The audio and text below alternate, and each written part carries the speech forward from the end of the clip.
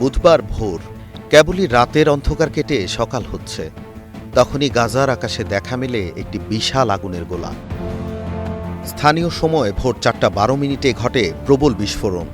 শব্দে কেঁপে ওঠে চারদিক, যার জেরে 1 ঘণ্টা ধরে কালো ধোঁয়ার কুণ্ডলী আকাশে উঠতে দেখা যায়। গাজা সিটির ওই হামলায় তাৎক্ষণিক 7 জনের মৃত্যুর খবর পাওয়া গেছে।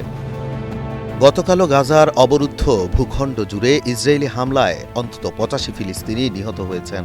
এছাড়া আরও বহু মানুষ আহত হয়েছেন। চিকিৎসা সূত্রগুলোর বরাত দিয়ে জানিয়েছে আন্তর্জাতিক সংবাদ মাধ্যমগুলো। ইসরায়েলি হামলায় এ পর্যন্ত গাজা উপত্যকায় ফিলিস্তিনিদের মৃত্যুর সংখ্যা বেড়ে দাঁড়িয়েছে 59,106 জনে।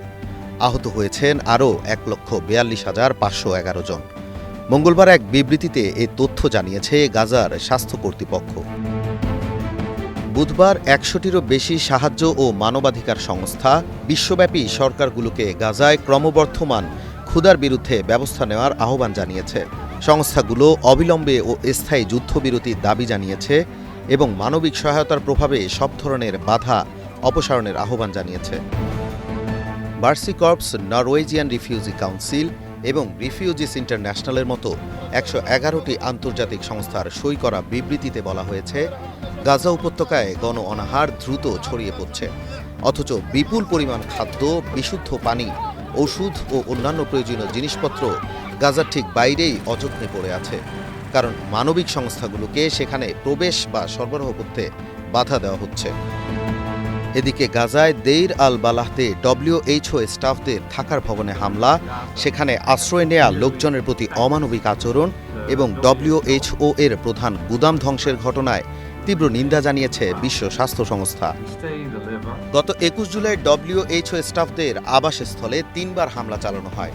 এতে কর্মী ও তাদের পরিবার, বিশেষ করে শিশুরা চরম ঝুঁকি ও মানসিক ট্রমার শিকার হন।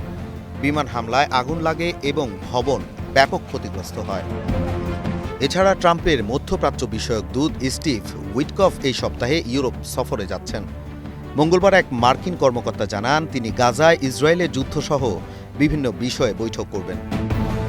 গাজায় সাম্প্রতিককালের মধ্যে সবচেয়ে ভয়ঙ্কর প্রাণহানি ও ধ্বংসযজ্ঞ চলছে উল্লেখ করে মঙ্গলবার জাতিসংঘ মহাসচিব আন্তোনিও গুতেরেস বলেন, বিশ্বজুড়ে আমরা আন্তর্জাতিক আইন, মানবাধিকার আইন, শরণার্থী আইন, মানবিক আইন এবং এমনকি জাতিসংঘ সনদের প্রতি চরম অবহেলা বা সরাসরি লঙ্ঘন দেখতে পাচ্ছি, যার জন্য কারো জবাবদিহি নেই। Nazmul Hasan, star news.